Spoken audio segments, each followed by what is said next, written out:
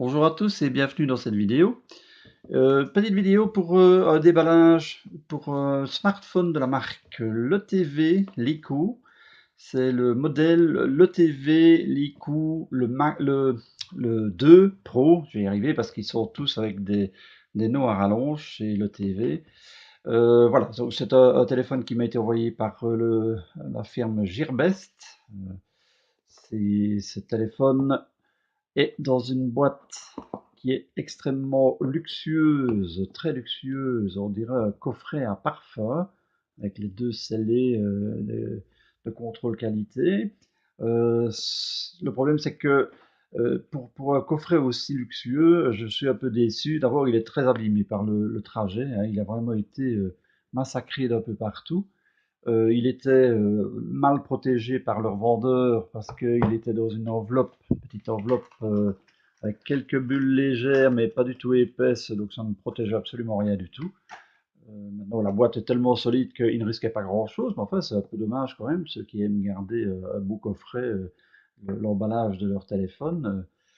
Eh ben, ils seront un peu déçus parce que voilà, c'était tout blanc, c'était avec le petit logo LE, c'était très joli, mais voilà, la boîte est toute massacrée. De plus, leur vendeur met sur, je suppose que c'est leur vendeur, ou en tout cas c'est quelqu'un qui n'est pas vraiment très, très frais, qui colle une grosse étiquette comme ça pour dire que c'est le téléphone avec les langues russes, espagnoles, etc. Ça n'a pas beaucoup d'intérêt de toute façon, mais surtout que le chargeur est un chargeur chinois. Et tout ça est collé à l'envers par rapport au logo, ce qui est un peu dommage quand même, hein, quand on fait une belle boîte, c'est un peu dommage de la massacrer comme ça. Alors derrière, vous avez, donc sur les côtés, il n'y a rien, hein, on voit le bord légèrement métallique, hein, vous voyez, le bas et le fond et le couvercle, c'est vraiment très joli, mais la boîte n'est pas en bon état.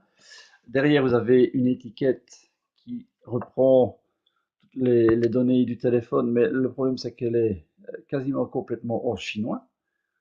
Bon, maintenant, les données, vous voyez que c'est le 2 Pro, hein, c'est le modèle que vous demandez, c'est un 32 Go de ROM, c'est un téléphone 4 Go de RAM.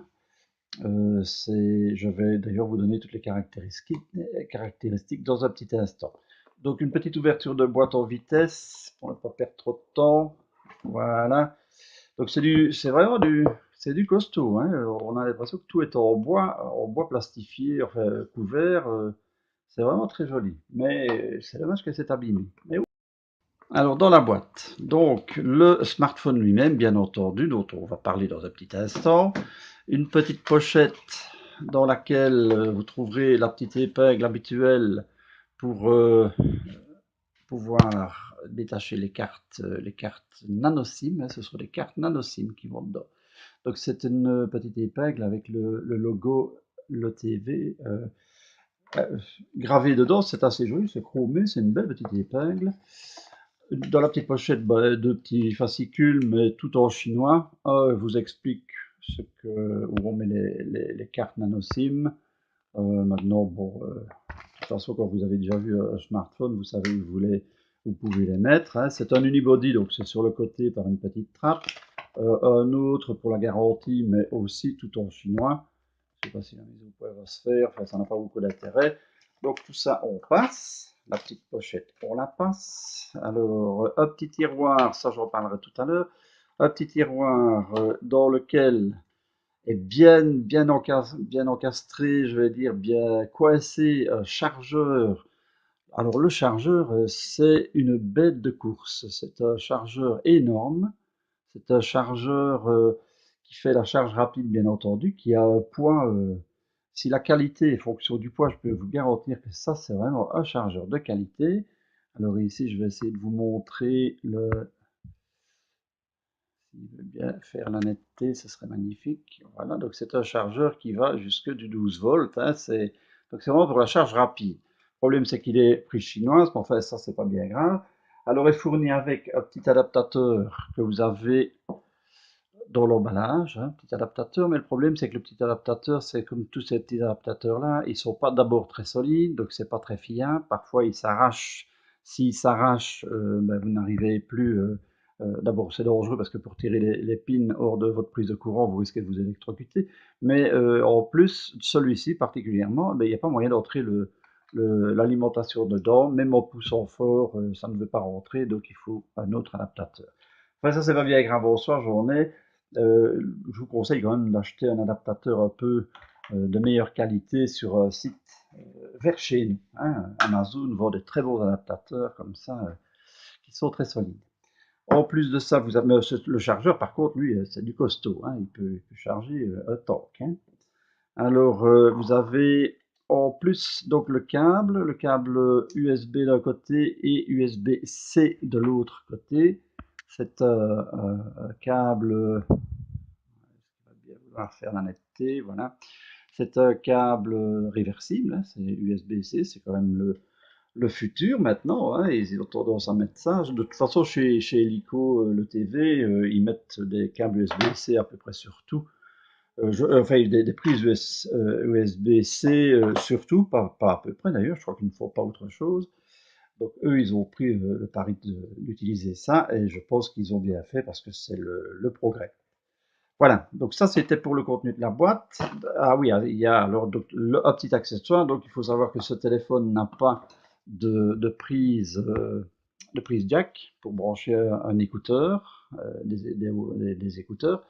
Donc il est fourni avec le téléphone un petit adaptateur qui est jack 3.5 d'un côté et USB-C de l'autre côté. Comme ça, vous pouvez brancher votre casque directement à la prise USB-C. Je suis pas trop pour.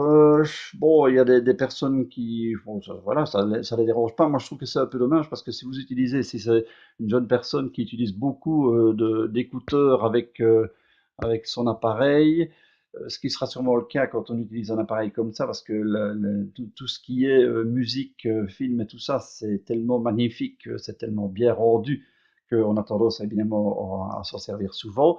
Bah, et voilà, vous allez devoir chaque fois vous utiliser la prise USB-C, que ce soit pour charger, que ce soit pour écouter votre musique, que ce soit pour brancher, pour récupérer des données, des choses comme ça, transférer des données, ou bien en OTG, parce que l'appareil évidemment est OTG. C'est un peu dommage parce que tout se fait toujours par la même prise. Donc j'espère que la prise au niveau du téléphone sera solide, en tout cas pour des années. Parce que quand tout se fait par la même prise, évidemment, la prise s'use deux fois plus vite, hein, deux ou trois fois plus vite. Voilà, en vitesse, donc le téléphone est couvert par un film. Donc au départ, j'ai déjà enlevé ça, je l'ai remis. Le film qui le couvre, c'est juste une petite protection de l'écran. En dessous, l'écran, moi je l'ai protégé avec une vitre supplémentaire parce que je contrevente ce téléphone, je ne compte pas le garder. C'est un magnifique appareil, mais j'en teste régulièrement, donc maintenant je n'ai plus vraiment un téléphone personnel. C'est donc cette vitre, je l'ai rajoutée, parce qu'au départ, quand vous recevez le téléphone, il y a juste le petit film que vous venez de voir, qui est juste la protection de transport, mais il n'y a pas de protection d'écran supplémentaire. Il est vendu cet appareil comme un écran quasiment incassable et rayable. Il y a des tas de youtubeurs qui font des vidéos avec des clés, des clous, enfin des mêmes bistouris, j'ai vu, qui essayent d'abîmer l'écran pour prouver que c'est un écran solide.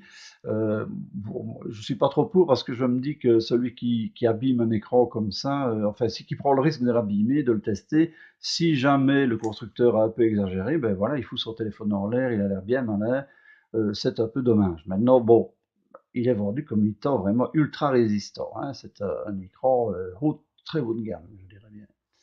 Voilà, ça c'est pour le téléphone. Donc la face avant, vous avez le capteur de proximité, le capteur de lumière, vous avez le petit haut-parleur pour les appels téléphoniques, vous avez la caméra frontale de 8 mégapixels, l'écran qui est à 5,5 pouces, je le rappelle, hein, donc 1920 x 1080, oui, non, 1280, j'y arriverai, en 403 ppi. Le, l'écran, le côté, sur le côté, pardon, droit, vous avez le bouton plus-moins, le volume plus-moins, le bouton power on-off. Derrière, vous avez la caméra de 21 mégapixels, donc ça c'est énorme, hein, c'est vraiment une super caméra. 21 mégapixels, flash Biton, le capteur d'empreinte, qui est un capteur qui fonctionne parfaitement bien. Alors quand je dis parfaitement, moi j'ai souvent des problèmes avec le capteur. Quand j'ai un capteur, ben, je ne sais pas l'utiliser les trois quarts du temps parce qu'il rate 9 fois sur 10. Celui-ci, il rate jamais.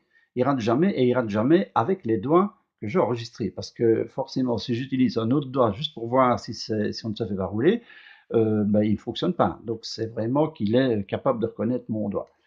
Voilà. Alors, bon, ben, voilà, derrière, il y a les deux bords habituels pour le passage d'antenne. C'est un unibody tout en alu, hein, il est magnifique, hein, c'est vraiment un très bel appareil. Au-dessus, une petite LED infrarouge qui peut servir pour commander à distance des appareils, hein, une télévision, une chaîne, un truc comme ça. Ce n'est donc pas une prise jack, hein, même si ça y ressorte, ce n'est pas un trou, hein, c'est vraiment une LED infrarouge.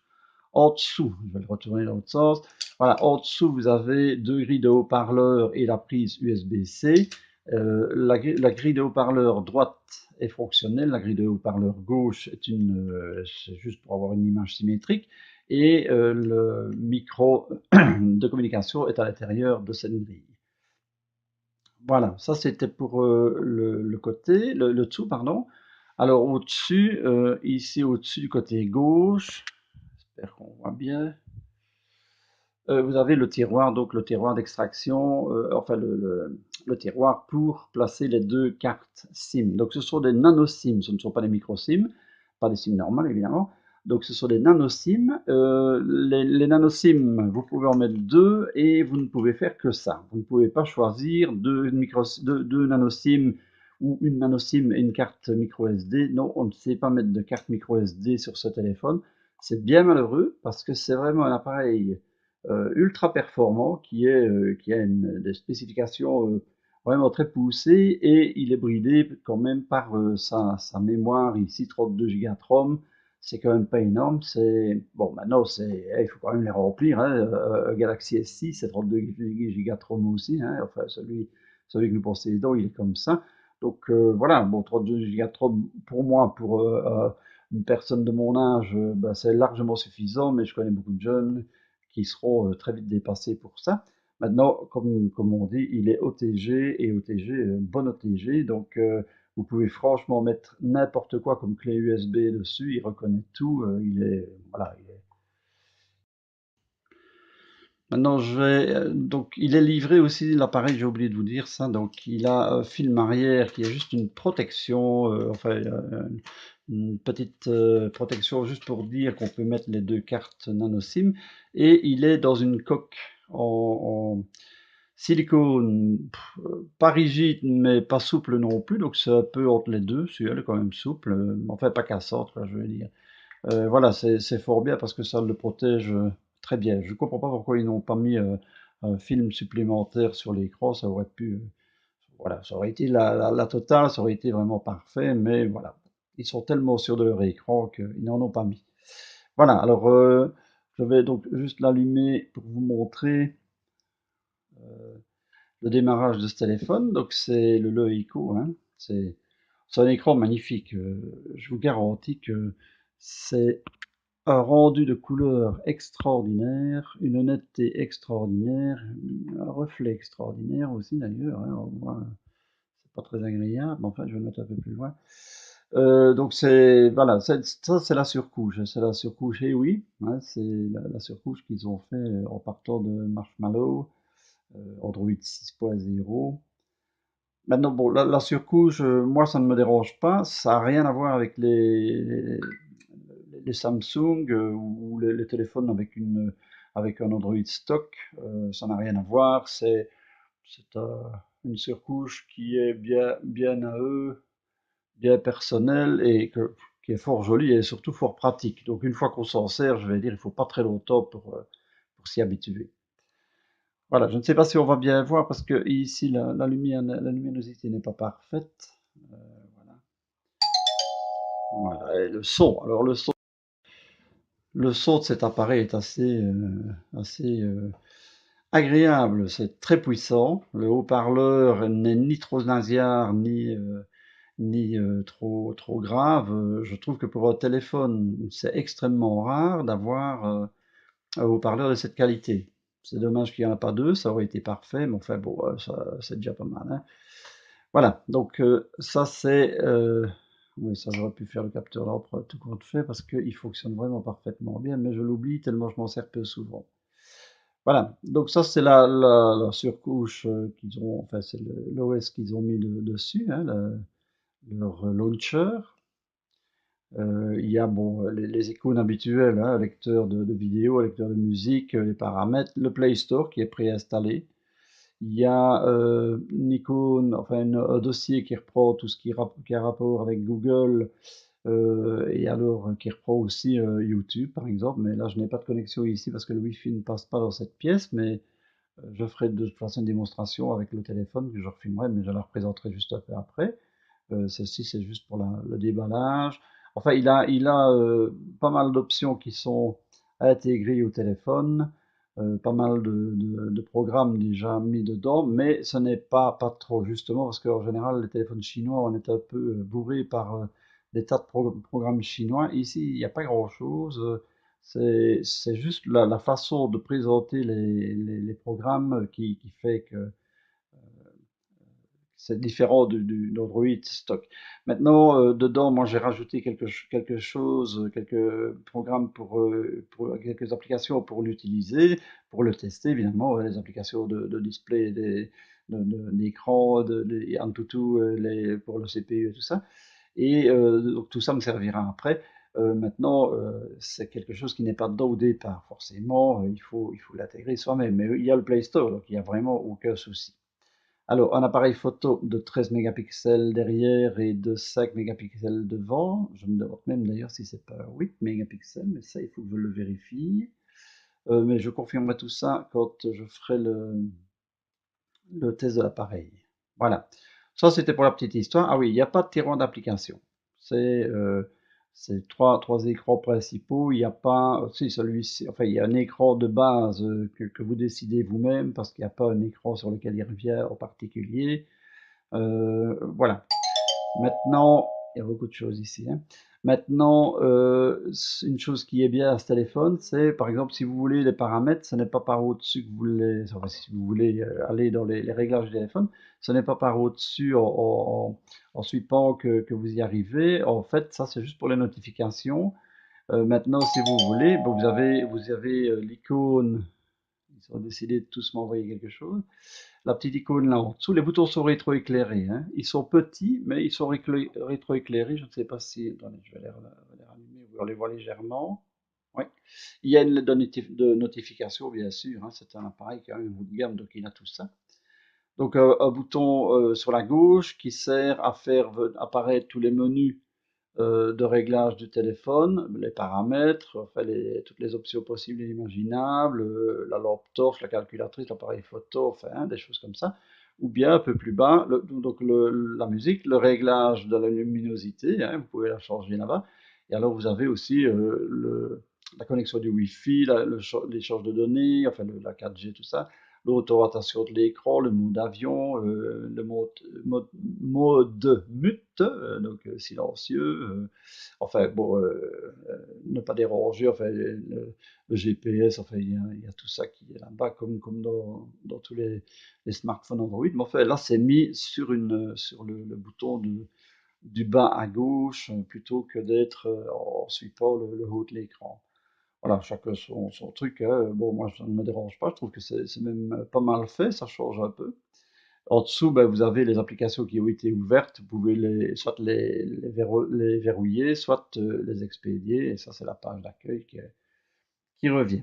Voilà, donc ça, c'était une petite présentation. Je vais donc, je l'ai déjà utilisé, mais enfin, je vais faire les tests habituels pour un petit peu vous montrer ce qu'on peut faire avec. Et puis voilà, ben, ce sera pour une prochaine vidéo. Je vous remercie d'avoir regardé. Si vous êtes, ben, voilà, si vous êtes content, ben, ça me ferait plaisir d'un petit pouce vers le haut. Si vous n'êtes pas content, vous pouvez évidemment mettre un petit pouce vers le bas, mais ce qui est bien, c'est de mettre quelque chose. Moi, je trouve que, tant qu'à faire, ça encourage un peu. Voilà. Donc, une prochaine vidéo pour vous montrer donc, cet appareil en fonctionnement. Après, il y aura un déballage du Ligo Z5 qui est un smartphone ultra bon marché. C'est un smartphone à un peu plus de 30 euros. Je suis très curieux de le voir parce que, bon, bah, à première vue, c'est quand même pas mal pour ce prix-là. Je crois que c'était 35,40 €, un truc comme ça, frais de port gratuits en plus. Et lui, j'ai beaucoup de chance, il est passé à la douane sans être arrêté. Donc voilà, il a vraiment coûté ce prix-là. Et il est venu très vite en plus. C'est de chez AliExpress et il est arrivé vraiment très vite. Et puis après ça, ben, nous aurons un petit déballage du Ulefone 007, qui est le téléphone de James Bond.